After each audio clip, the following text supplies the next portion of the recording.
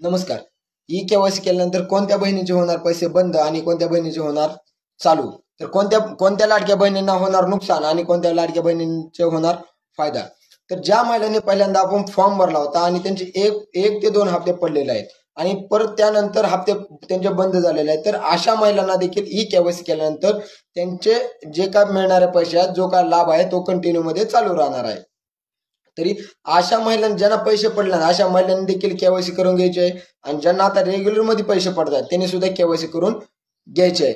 आता लाभ कोणत्या महिलांचा बंद होणार किंवा कोणत्या लाभार्थ्यांना पैसे भेटणार नाहीत किंवा आता ज्या अशा काय महिला आहेत की बाबा त्यांच्या घरी कोणतरी सरकार नोकरदार आहे किंवा ते इन्कम टॅक्स भरतात किंवा त्यांच्या घरी 4 व्हीलर आहे, अशा महिलांचे लाभ बंद आहेत.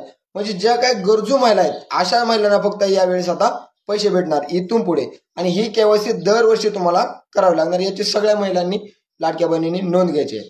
तर बाबा आता तुम्ही म्हणताल की बाबा माझ्या घरी 4 व्हीलर आहे, माझ्या घरचे शिक्षक आहेत किंवा मी इन्कम टॅक्स भरते, असं हे कसं ठरवलं जाणार की बाबा आता ज्यावेळी तुम्ही ई केवायसी करताय, ई केवायसी करल्यानंतर तुमचं ज्यावेळी तुम्ही लाभार्थ्याचा आधार कार्ड टाकून तुमचा OTP घेऊन तुमचा फॉर्म सबमिट करताय, तर त्याच्यानंतर लगेच दुसरा ऑप्शन येतो की बाबा तुमच्या वडिलांचे किंवा पतीचे आधार नंबर. वडिलाचा किंवा पतीचा आधार नंबर टाकल्यानंतर काय होणार, तुमचा जो वडिलाचा किंवा पतीचा आधार नंबर आहे तो पूर्ण ट्रॅक होईल. ट्रॅक म्हणजे काय, ते पूर्ण त्या आधारावर तुमचं पूर्ण माहिती तुम्हाला भेटेल की बाबा कोण इन्कम टॅक्स भरतंय, कोण नोकरीला आहे, कोण सरकारी नोकरीला आहे का, कोणाच्या घरी 4 व्हीलर आहे का, हे पूर्ण माहिती त्या आधारावर तुमची ट्रॅक होणार आहे.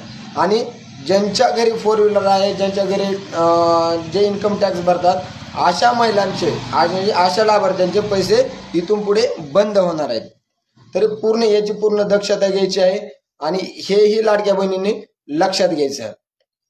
आणि दुसरं एक आहे की बाबा आता केवायसी कोणी करायची किंवा कोणी नाही करायची. आता समजा तुमच्या घरात जर 1-2 महिला असतील, मग समजा रेशन कार्ड असेल, रेशन कार्डवर तुमच्या 2 महिला असतील, तर तुम्ही त्याच्यामध्ये एक विवाहित आणि एक अविवाहित अशा दोघींची फक्त केवायसी करू शकता.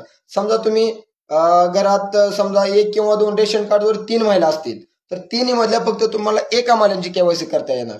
समजा जर तुम्ही तिन्ही महिलांची केवायसी केली तर ते तुमचे पूर्णपणे तुम्ही त्याच्यामधून बाद होणार. जे काय तुमच्या लाडक्या